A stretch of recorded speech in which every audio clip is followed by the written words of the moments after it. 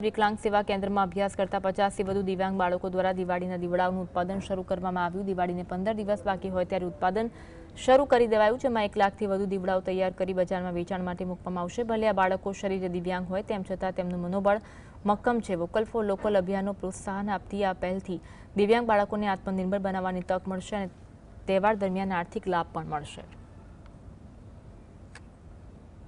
હું શ્રી રાજ સૌભાગ્ય સત્સંગ મંડળ સાયલા સંચાલિત આશીર્વાદ વિકલાંગ ટ્રસ્ટ સાયલા, ઉપાસના વિકલાંગ પુનર્વસન કેન્દ્ર સુરેન્દ્રનગર, બહુ વિકલાંગ બાળકોનું ક્ષમતા કેન્દ્ર લીંબડી, આ ત્રણેય સેન્ટરમાં મળીને અમારા 101 જેવા દિવ્યાંગ ભાઈ બહેનો છે। એ લોકો અત્યારે હાલ દિવાળી આવતી હોવાથી વોકેશનલ વિભાગમાં અત્યારે અમે દીવડાનું કામ કરીએ છીએ। તેમાં બાળકો દીવડાને કલર કામ, મેણું ભરવું, બોક્સ પેકિંગ કરવા અને બોક્સ બનાવીને સેલિંગ સુધીનું કામ કરે છે।